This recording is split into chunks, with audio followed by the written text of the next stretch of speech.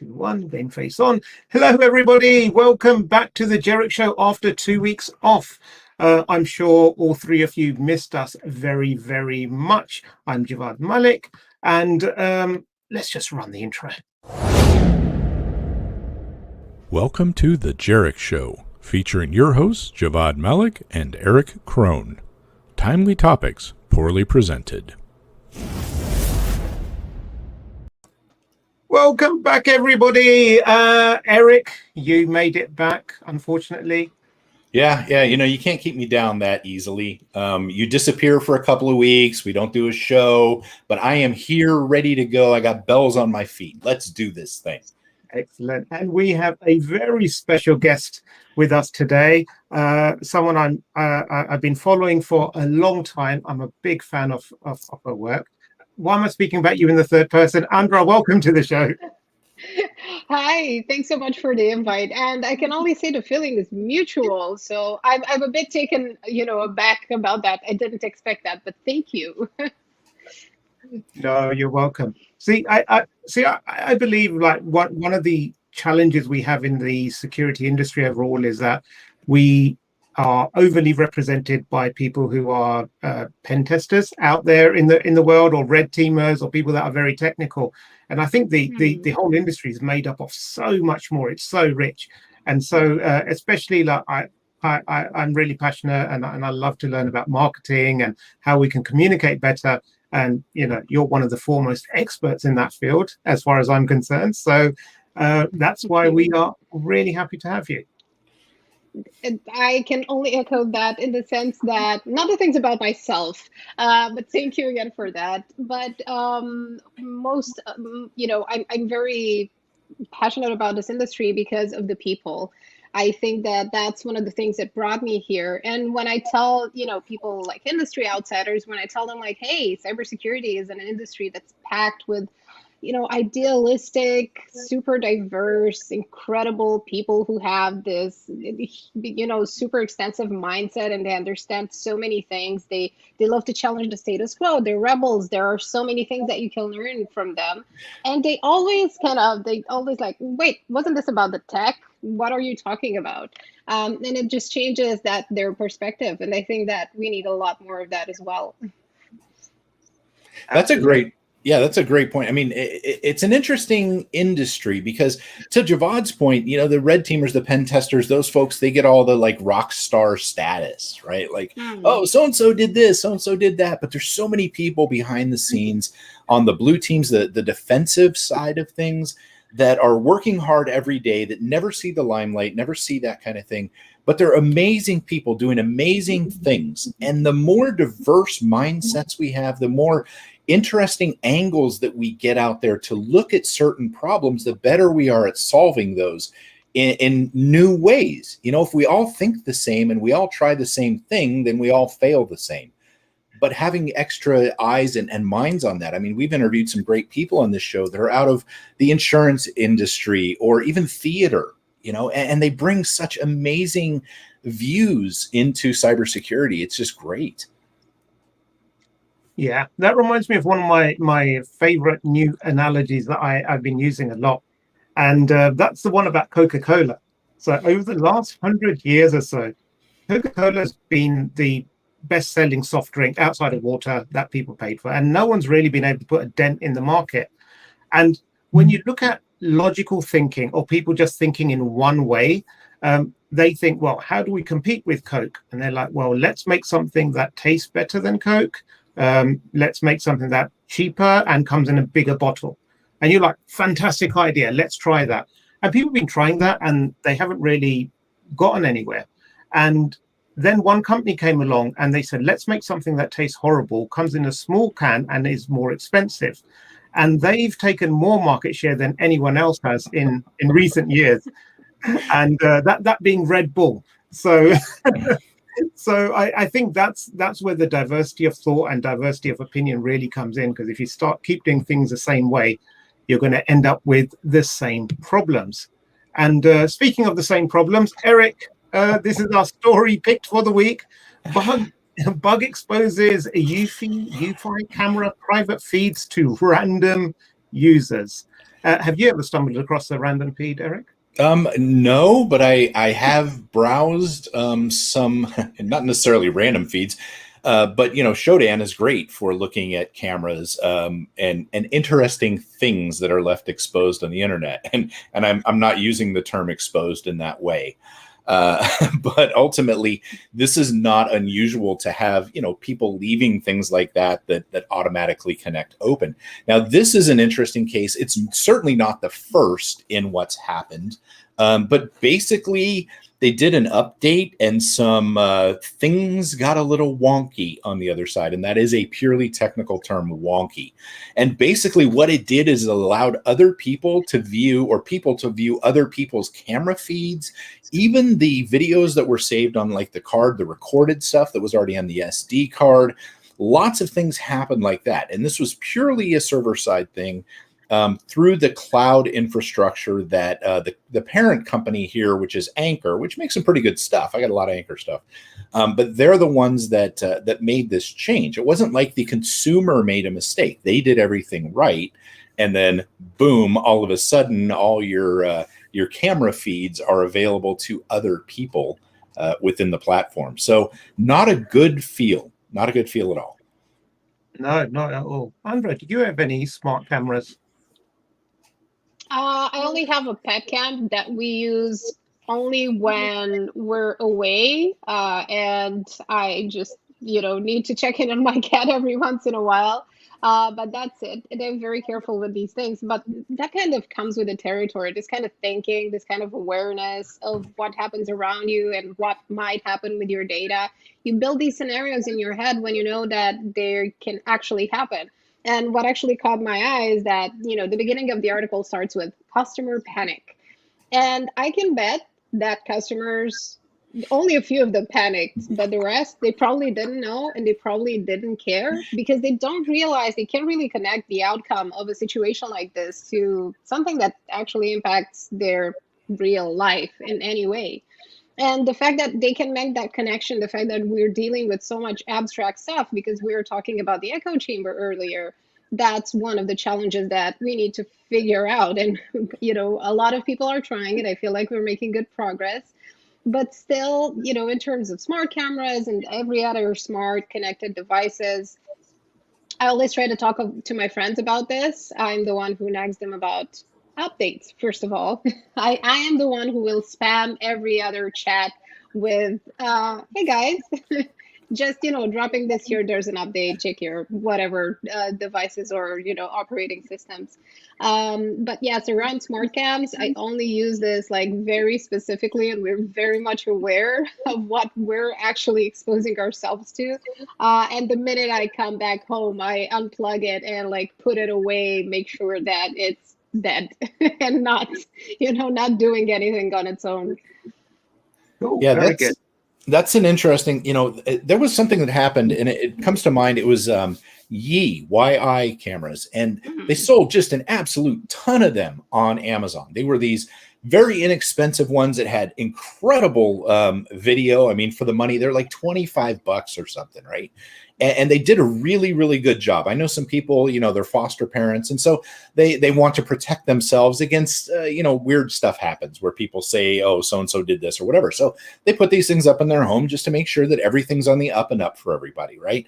And they were one of the ones. They ended up finding out that there was a new terms and conditions that was released after these things were all out there that essentially ended up saying, we now have the right to go through any of your videos on our cloud hosting platform at any time we want to, and they're all hosted in China, and look at whatever we want, whenever we want. And they changed the terms and conditions after it was out there. But a lot of people, only the people that really paid any attention or knew, understood what that meant. Everyone else just went, oh, I accept. I asked them. They're like, oh, yeah, I accepted that update, whatever it was, And I'm like, okay. And not to put a tinfoil hat on, I don't think everybody's out there spying on everybody all the time, right? But it's a dangerous precedent to be able to get a bunch of things in place that can't function without the cloud backend and then change the terms and conditions. And that's the danger of cloud stuff like this. This is totally out of the user's control. All they could do is unplug their camera when this happened. And so, we're putting a lot of I guess, trust in those platforms. Yeah. Yeah, indeed. And somewhat related to that, I discovered a really cheap and ineffective way you can protect yourselves and your enterprises from bad hackers. Are you ready to have your minds blown? Did you say cheap and ineffective way? Ineffective? I meant effective for now. Oh yes, oh yes. This one made the rounds this week, didn't it? I think it surfaced after a while because there used to be talk about this specific thing like a few years back as Yeah. well. But Yep. Yeah. This was one of those things that was kind of like brought to light again, and a lot of people went, "Oh, I've never heard of this." And yeah, you're right. It went around a few years ago. It's Yeah. not the first time that we've seen certain strains of malware that will not attack things that are using a Cyrillic-based keyboard. So, yeah, this is. Hey, if you're worried about ransomware coming from that side of the place, maybe this would work for you. It doesn't hurt, right? Right. Yeah. Yeah. That's why I've got 5 keyboards in front of me, each with a different language setting on it. So I'm protected from everyone. Look, you don't have to actually use a Russian keyboard. You simply need to install that provision to use that so that you could switch to it if you so felt like doing it. Okay. I think, we're going to have to, like, hey, if you wear a black hoodie, you're going to be fine. Or, whatever it is. I expect things to get very creative and continue to be quite useless every now and then. Brilliant. Thanks for that ineffective way to save yourself, Javad. Yes. All right. So let's turn this around. Let's talk a little bit here. Now that the stories are out of the way, let's talk a little bit, Andra. Javad, you know her well, or know of her. You invited her. Let's just put it that way, okay? I don't know how much she wants to admit having anything to do with you, but you do know her, and you invited her. What made you say, you know what, I want to have this person on the show? Well, so Andra's got this. I follow her on Twitter. I follow you on Twitter, Andra. I'm not talking to you, Eric. I'm talking to Andra now. I follow you on Twitter. I followed you for a long time, and your website is there in the on the screen now, andrazaharia.com. And I love your website. It's like it starts off with content marketing with cybersecurity expertise. And nowadays, I suppose my role, I sit within PR, which is part of marketing. So things like content marketing is not an unfamiliar term like how it was like a few years ago to me. But I do believe there's a massive gap in between what we know and how we actually convey that information out there. Before a few jobs ago, I used to be an analyst at 451 Research. They're like an analyst firm like Gartner or Forrester. So I got to speak to a ton of startups a lot of the time. They would be like, hey, here's our new product. And I would have like a 45-minute briefing with them, and I would look at their website. And at the end of it, I'd still be like, I don't mean to be rude. I still don't quite understand what you guys do, because they've been talking in such, they're so excited about what it is they do, or not what it is, it's how they go about doing it. We use some artificial intelligence and machine learning, and we've got this, and we've got PhDs on our team, and we've got data scientists. It's like, well, okay, that's how you go about doing it, but I don't understand what exactly you do or why that would benefit me or a customer. So I think that's just such a massive gap in our industry, because on one hand you've got practitioners who are coming from a technical perspective, and then the other end you've got marketers who are coming from a perspective where sometimes they don't really fully understand the technology, but they're making these bold claims just to try and like impress people, or I'm not saying lying, but they're very liberal with the truth sometimes. So I think that if there's a Venn diagram, you sit perfectly in the center. You and people who bring your kind of expertise, and I thought you'd be excellent to come here and help educate us and perhaps some of our viewers as to what is it that you do, how you go about it, and what can we do to be better at it. Thank you for setting the context so well. This is actually one of the main things that I've seen since I've been in the industry. I actually started working specifically in cybersecurity in 2015 when content marketing was almost non-existent. There were a few companies doing a few things right, and then things just escalated from there. It's been such, it's just been a wild ride to see how the industry has evolved. And not all of the things that have happened since are good, just like you mentioned. And to me, there are a kind of a few things that we're lacking, as let's say, as people who want to work in communication. Because what I saw then and what I still see now is that there are people who are good at marketing or content or, things that are just take a specific set of skills. And then there are people who are super passionate about security, about the technical things, but they don't often talk to each other. And they don't often find that bridge and that kind of personal connection that you need to establish trust. And there's such a big divide in the industry. And this happens in the tech industry through and through, but especially in cybersecurity, there's such a big divide between marketing and sales and PR or anything that has to do with promoting a business and growing it, which is not a bad thing, and the technical teams. And I often see them, talk. I often see tech leaders, kind of, pick on marketing for good reason most of the time, but also be kind of derisive about it because they have seen these bold claims, like you mentioned. They see cliches and a lot of bullshit basically just spewing out from various parts of the internet. We're all tired of hearing about military grade security and unhackable and this.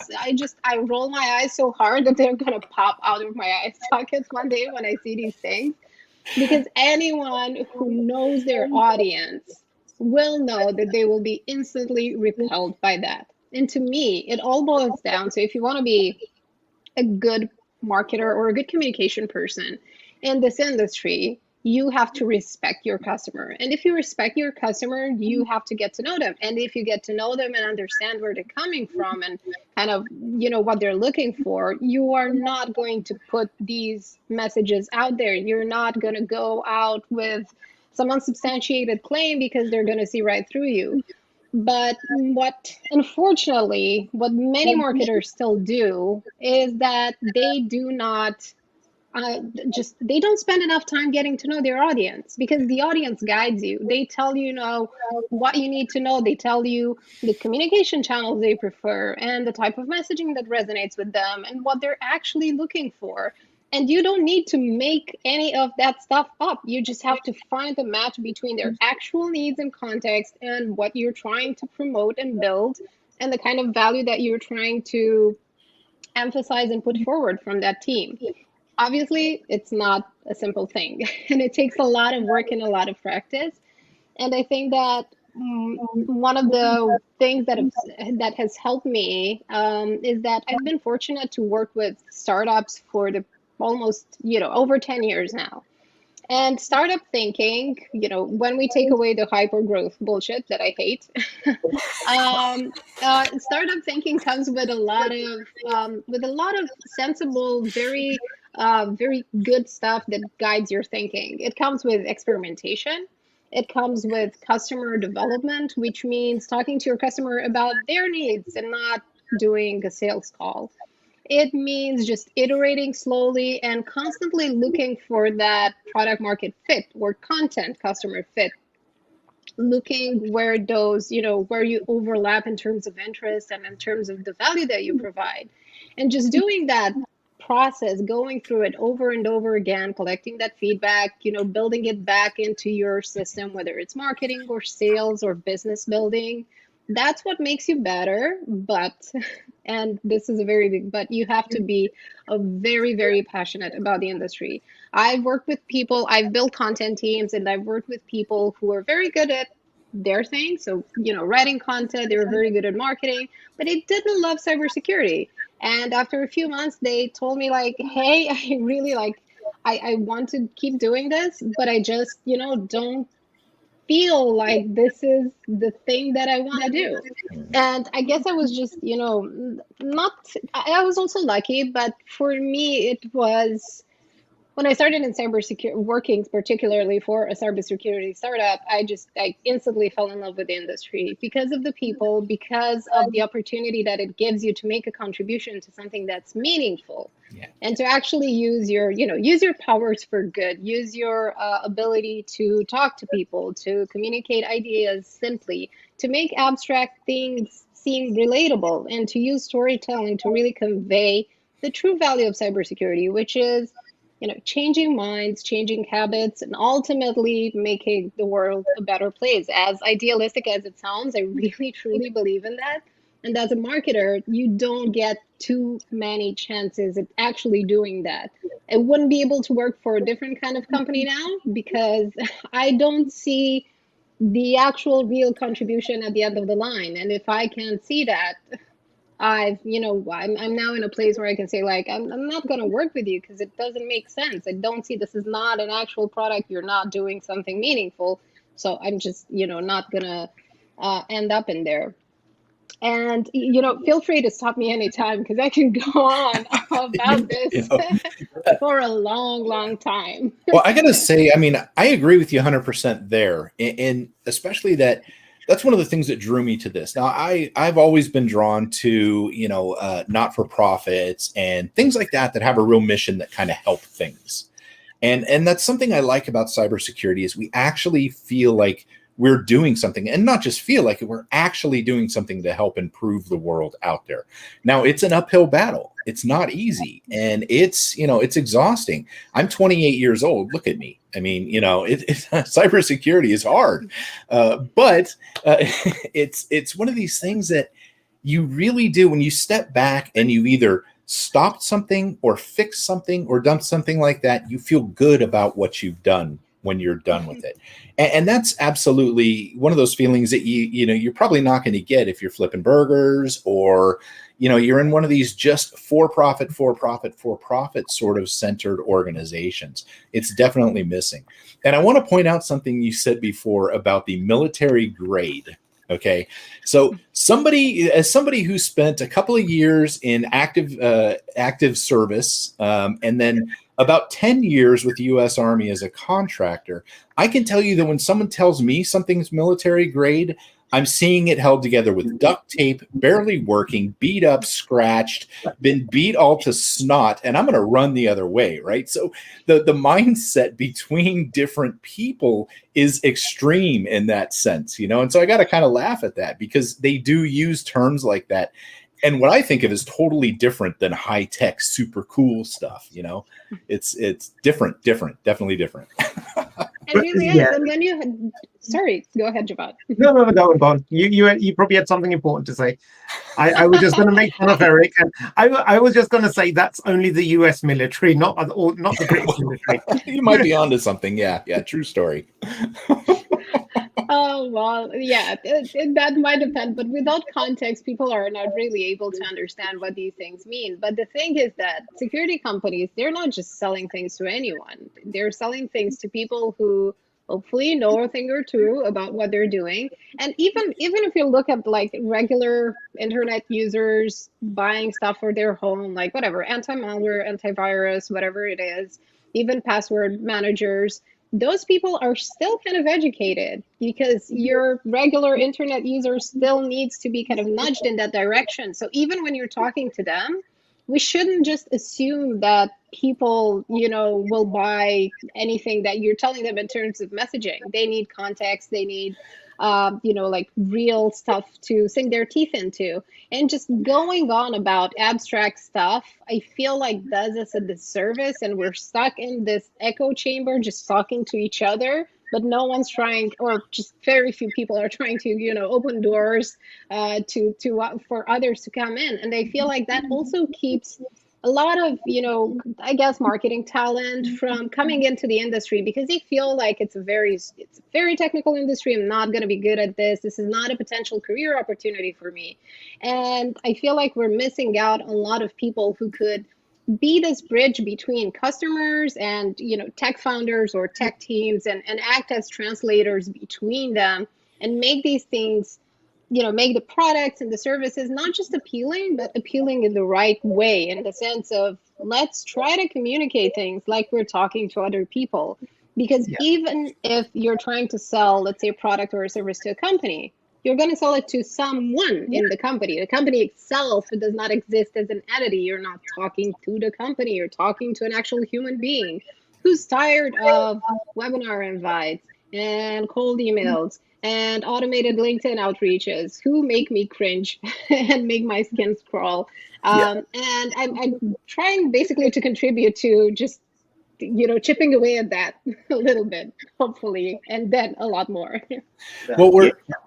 go ahead, You're, Javad. you're absolutely right. So I'm just going to take this down another path just slightly. So we've been speaking a lot about this from a marketing perspective, from a startup or a vendor side.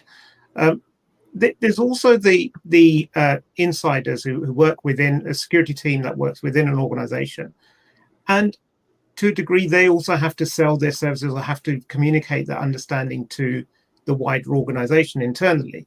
So you ask a lot of people, especially like, pen testers or whatever, what's the worst part about your job? And they're like, I hate the report that I have to write at the end of it. Everyone enjoys doing all the cool hacking stuff. Nobody enjoys writing about it. And I think that's one of the biggest missed opportunities, because that's the point at which you can convey what you've done in a meaningful way and help get people to understand what value you're adding. You're not just there to catch people out or make them look stupid. You're there to help them to build a better product or better service that's secure. So do you think that these principles that you talk about and you apply, they can apply equally, or do you need to tweak it a bit for it to work in an internal environment? Oh, they totally apply equally to both internal and external environments. The principles are the same. Figure out who you're talking to, what their priorities are, get to know them on a personal level, and just, try to learn. Because I know that not everyone's good at this, and it's not easy to build soft skills. And I don't like the word soft skills as it is. They're super important skills. Our life depend on it. We build ourselves as a society because we manage to talk to one another. So it's kind of important for our survival and for doing business as well. But I think that there is such a big gap in terms of trying to teach people this part of like, hey, how do you communicate clearly? How do you write a good email? And also in the past year, when people have had to do a lot more asynchronous work and they weren't in the office and they weren't able to immediately talk to one another and chat, I felt like I've seen such a drop in the quality of communication because people are not used to articulating their ideas, and investing in people and actually supporting them and teaching them these skills, I think that would improve not only how they do their jobs and the overall, let's say, internal culture, but it would probably also give them a bit more confidence to talk about this outside their companies, to contribute to their community a lot more. Because the people that I see who are very active in the infosec community, especially on Twitter, they're people who communicate with ease, who are very open and vulnerable. They're very empathetic. They're all values that I deeply resonate with. And this is actually one of the reasons that I love this industry, is because we're able to talk about things like mental health and diversity and actual get like in the nuts and bolts of it, not just stay on the surface and then spew out just, generic random stuff. We're talking about the real deal and real challenges here. And to make like a serious mindset change and show people the value that these skills have, because I think that they're undervalued a little bit, because like you said, the hard skills, the tech skills, they're so built up and they're so admired and they have that rock star status. We need to bring up the other part as well, simply because it's going to make business better. It's going to make them better because it comes with self-awareness and a bunch of other things that are more kind of touchy-feely. And I feel that not everyone is open to that. But once you get started and you see what a difference it makes, you just want to do more of it. And this is what I've seen around me. I've worked with a bunch of founders who are super technical people, who still are super technical people, But the best of them who have managed to build companies that they're proud of, where their employees are happy and they help one another and they constantly educate themselves, have worked on acquiring and building those skills themselves. So it is definitely possible. There are tons of examples out there, but it takes some personal determination, and just any trigger that anyone could use to just work on these skills. But the principles are the same for everyone. The principles for clarity and for connection and for looking outside of yourselves, those work in any given context. It's interesting. For years, we've struggled with this, with communication, especially like going up to the board level and things like that, right? People have been drawn to this industry, IT and security, for decades because we would rather work with a computer than a person. Let's be honest. I mean, it's a broad brush I'm painting here with, but we tend to really enjoy the technical thought. We're very, very into that sort of thing, and many of us are introverts. We would much rather be with the computer. My happiest time is in server rooms with the fans going around me and I'm by myself doing my thing, right? But we have to now bridge that gap, because what's happened over the last number of years, and I was on a panel about 6 years ago in RSA talking about this. The leadership is now having to deal with cybersecurity as a threat, right? So your executives at the board level are having to do that. And they're generally not super technical people, especially in established businesses. They are really good at dealing with company risk. They're really good at making those kind of key decisions around the business decisions that are there, but they're not always super technical.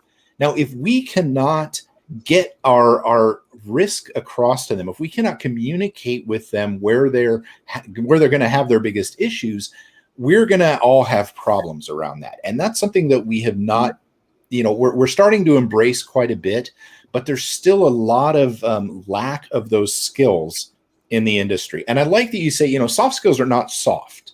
They really aren't. They are as hard as technical skills ever are to get a hold of.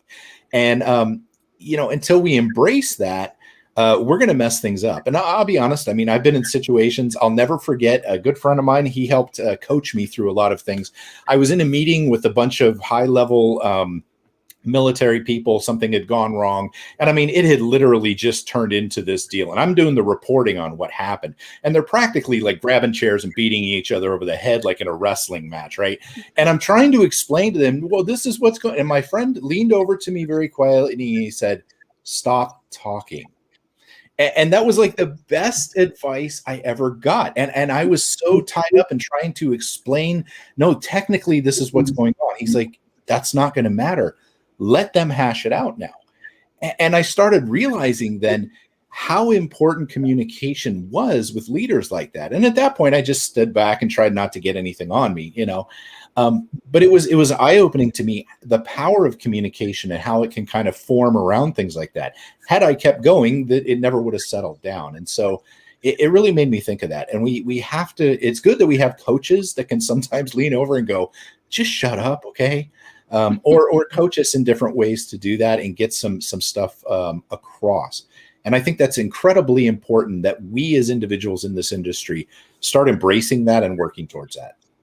Yes, de-escalating conflict, I think, is one of the most important things. And especially when we see like big vulnerabilities and tons of security issues and things blow up and people have to work weekends and they're overworked and so on and so forth, that's even more important than to be able to keep your cool in these situations and actually meaningfully influence decision makers, in an ethical way that helps everyone.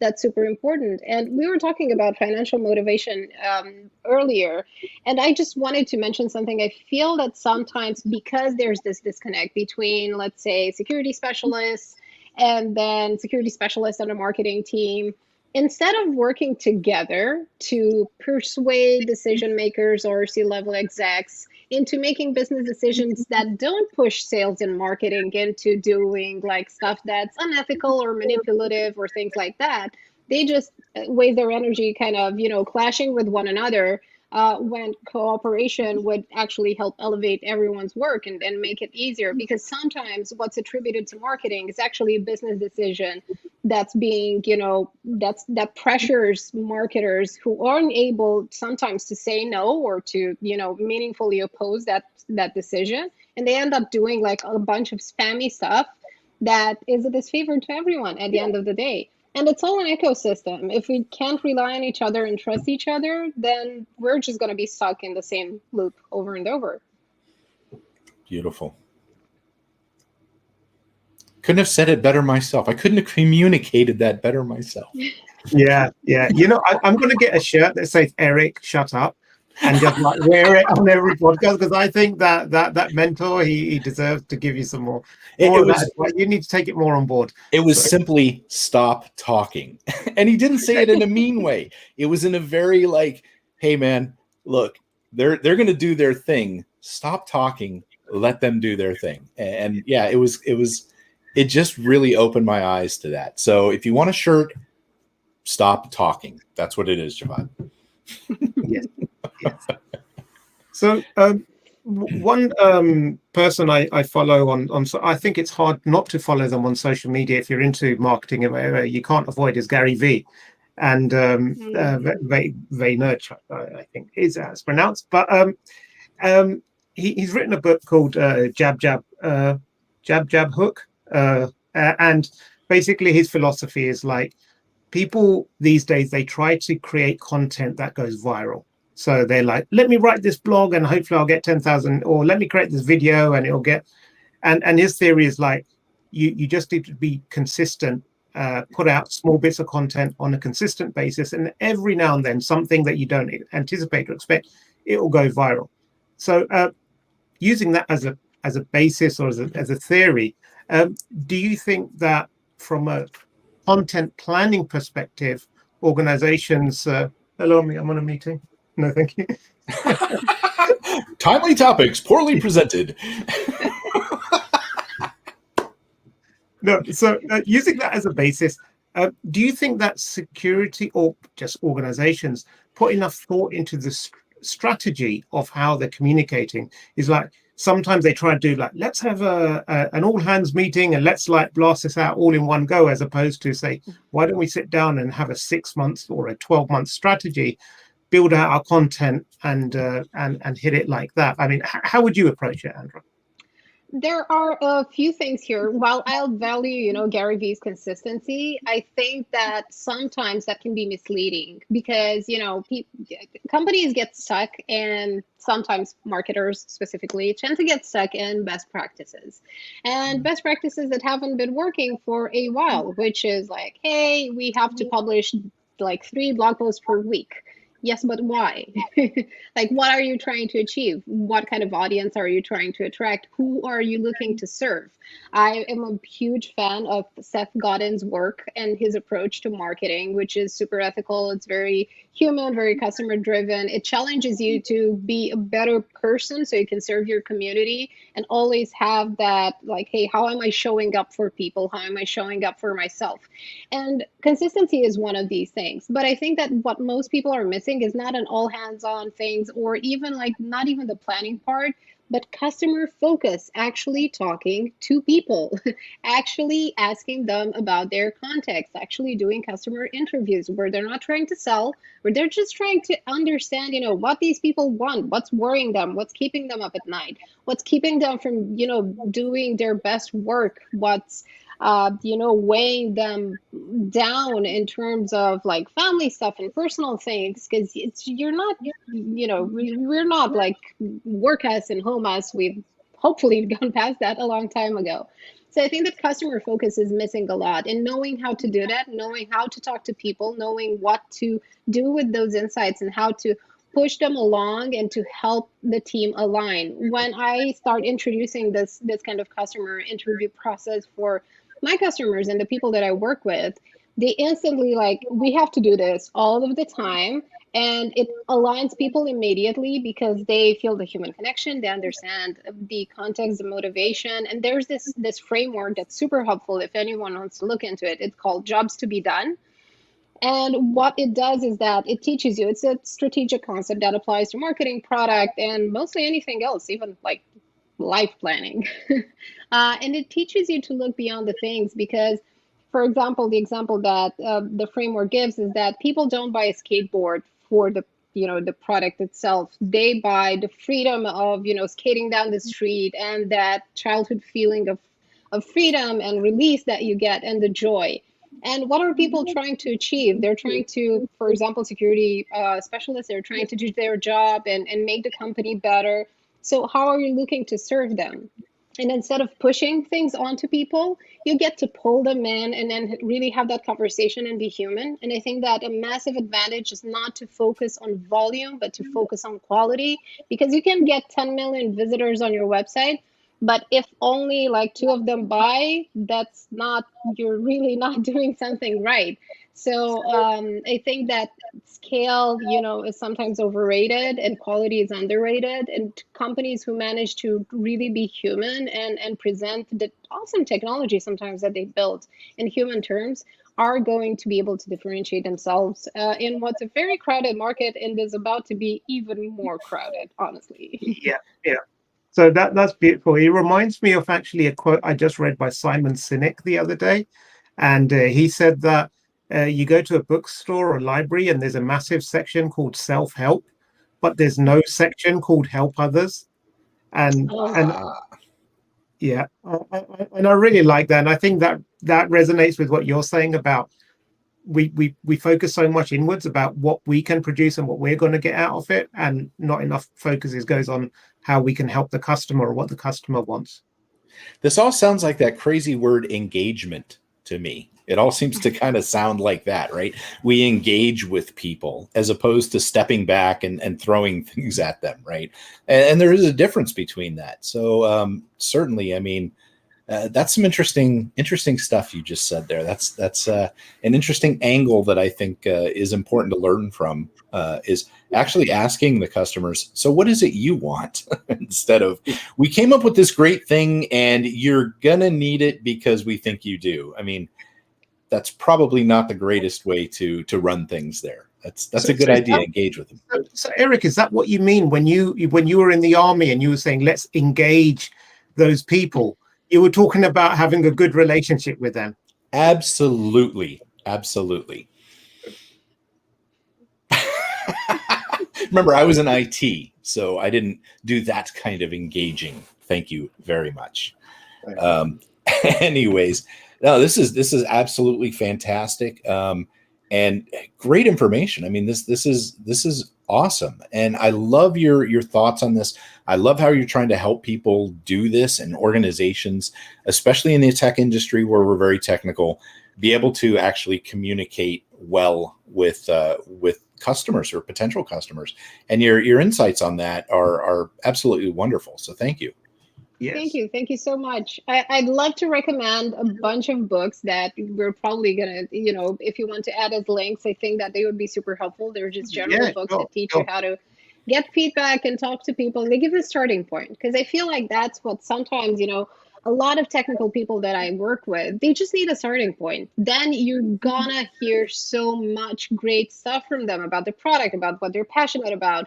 You just have to get them started. You just, give them that nugget that triggers, get them to talk what they're passionate about. And to me, that's where really like the magic unfolds. And I just love to sit back, ask questions once in a while, and just, hear and really listen and really try to learn from people. And that's been most of my education in cybersecurity, actually.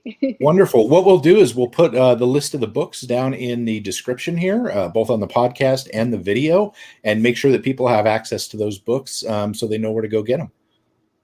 Awesome. Yeah, sure. And don't forget to follow us on jerichshow.podbean.com if you want to get the podcast. I remember Jerich. And the YouTube, and just search for Jerich Show and you'll find us. Eric, you have to go now, isn't it? I do.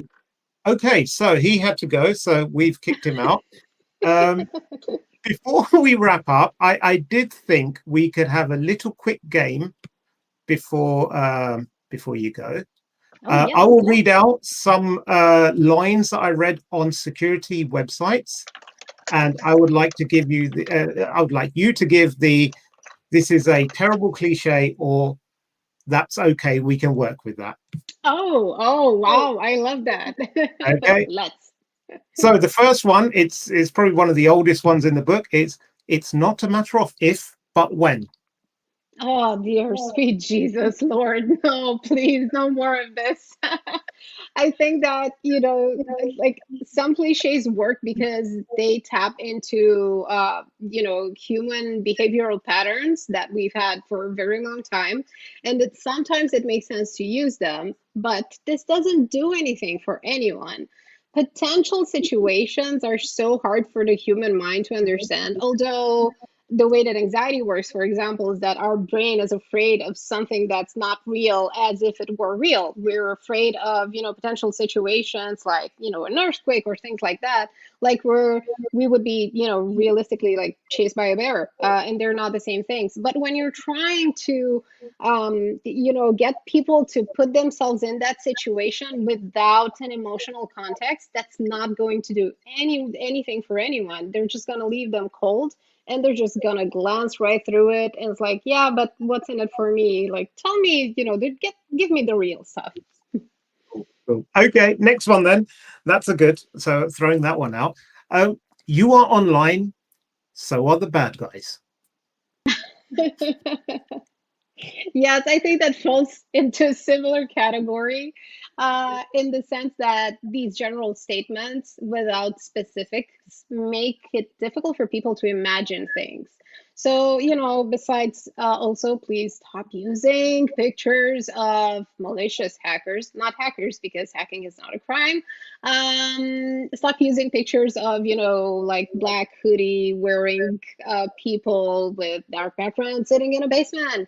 I think that is a stereotype that doesn't really help anyone because it feels so disconnected from real life.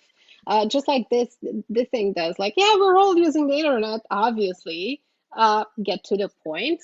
So being very specific in your communication, like real stories with real people with real feelings, that's how you pull people in.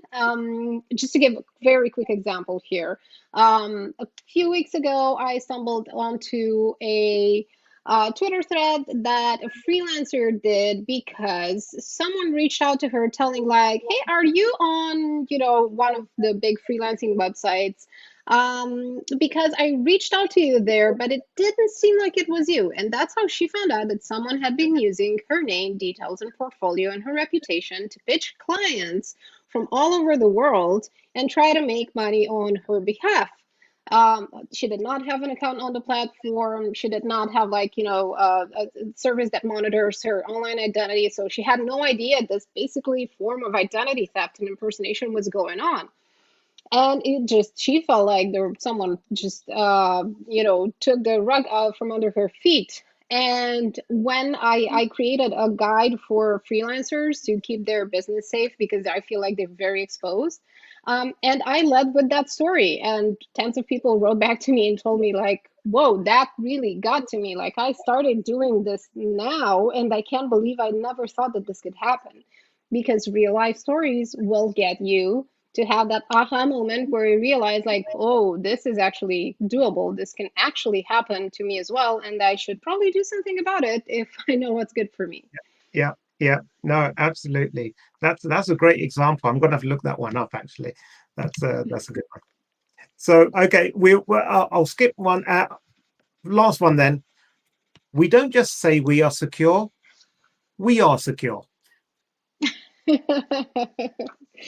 Yes, that is a great one as well, in the sense like, yes, but how? I always try to anticipate, the best thing that you can do as a marketer is try to anticipate what people will ask.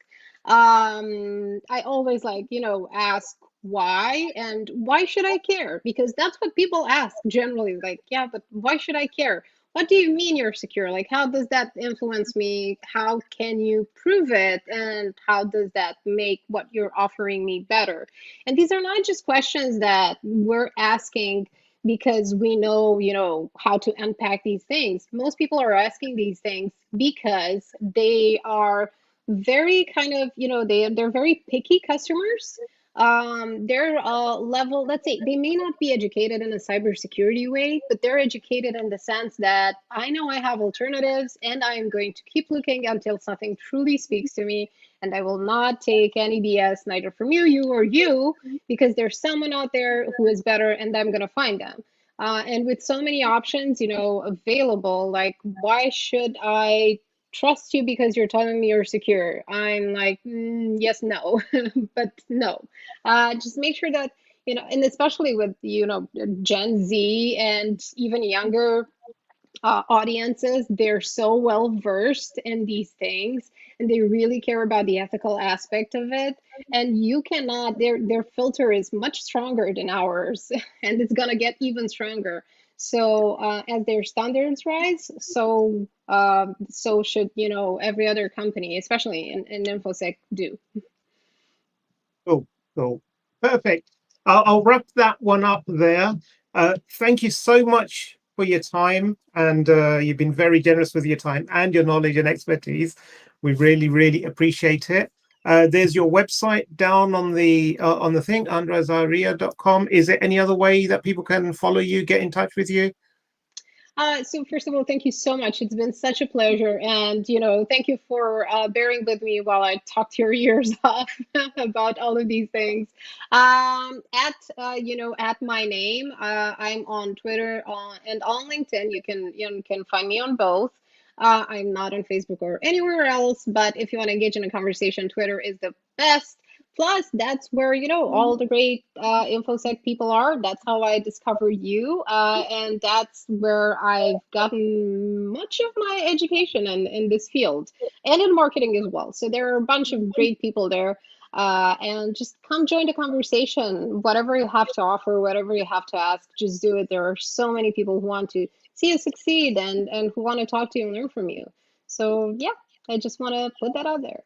Oh, brilliant. Well, thank you very much. And everyone else, join us next week, hopefully, where Eric will be back. Hopefully, he won't double book his other meetings because he's useless like that. Or I'll just get a puppet to stand in for him. Till next week. Thank you, everyone, for tuning in.